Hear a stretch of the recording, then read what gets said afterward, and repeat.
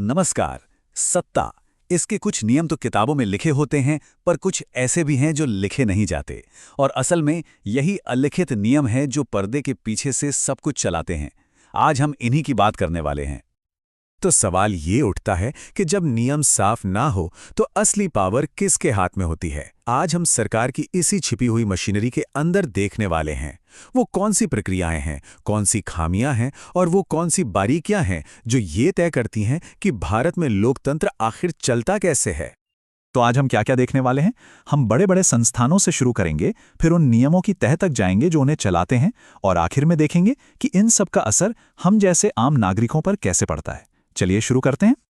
देखिए, किसी भी लोकतंत्र की रीढ़ होती हैं वो संस्थाएं जो पारदर्शिता और जवाबदेही सुनिश्चित करती हैं। पर एक मिनट, सवाल ये है कि इन संस्थाओं को चलाने वाले लोगों को आखिर चुनता कौन है? चलिए एक बहुत ही जरूरी संस्था का उदाहरण लेते हैं, केंद्रीय सूचना आयोग। ये वही बॉडी है जो सूचना का अधिकार कानून यानी आरटीआई को लागू करवाने का काम करती है।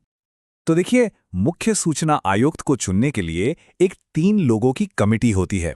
अब इसमें कौन कौन है, इस पर जरा गौर कीजिए। एक तरफ है प्रधानमंत्री, जो अध्यक्ष हैं। उनके साथ है केंद्रीय कैबिनेट मंत्री, जिन्हें खुद प्रधानमंत्री ही चुनते हैं। और दूसरी तरफ है लोकसभा में विपक्ष के नेता। मतलब 2-1 के मुकाबले। तो जाहिर है पावर का झुकाव किस तरफ है, ये बताने की जरूरत नहीं है। इसका नतीजा क्या होता है? नतीजा ये है कि सरकार का पसंदीदा उम्मीदवार ही लगभग हमेशा चुना जाता है, भले ही विपक्ष अपनी असहमति दर्ज कराता रहे। ऐसे में सच्ची निष्पक्षता पर सवाल उठना तो लाजमी है। तो हमने देखा कि नियुक्ति की प्रक्रिया में पड़ला एक तरफ झुका हुआ है। लेकिन तब क्या होता है जब नियम की किताब में ही कुछ पन्ने खाली छोड़ दिए गए हों? जब किसी काम को करने की कोई समय सीमा ही तय ना हो, तब सत्ता का इस्तेमाल कैसे होता है? और ये टेबल एक बहुत बड़ी और दिलचस्प खामी दिखाती है। देखिए, राज्यपाल के पास बिलों पर सहमति देने की शक्ति है और स्पीकर के पास दल बदल कानून के तहत सदस्यों को अयोग्य ठहराने की। लेकिन मजे की बात यह है कि दोनों के लिए ही फैसला लेने की कोई टाइम लिमिट तय नहीं है। मतलब वो चाहें तो किसी भी फैसले को अनिश्चित काल के लिए टाल सकते हैं। ये तो कुछ ऐसा हुआ जैसे कोई रेफरी बिना कोई वजह बताए खेल को बीच में ही रोक दे और कोई उससे पूछ भी ना पाए कि खेल दोबारा कब शुरू होगा। प्रक्रिया में ये जो एक छोटी सी खाली जगह है, ये एक बहुत बड़ा राजनीतिक हथियार बन जाती है।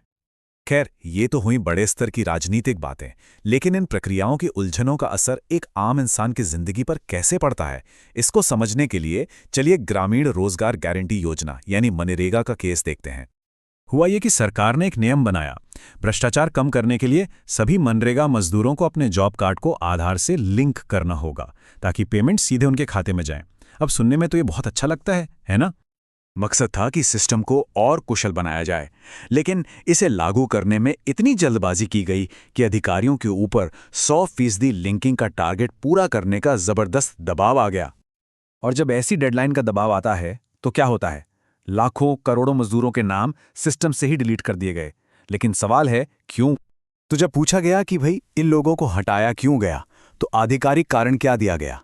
वजह यह बताई गई कि इनमें से ज्यादातर लोग, करीब करीब 66%, काम करने के इच्छुक नहीं थे।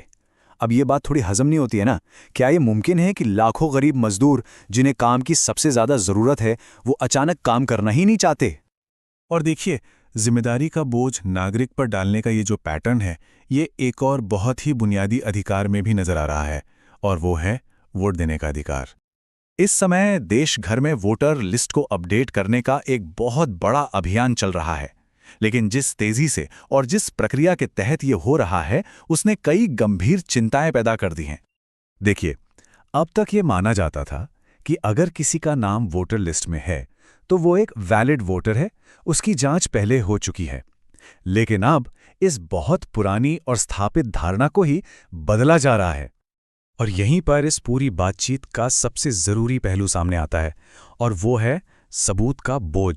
मतलब ये साबित करने की जिम्मेदारी कि कोई नागरिक कौन है और उसके अधिकार क्या हैं, ये जिम्मेदारी अब बदल रही है।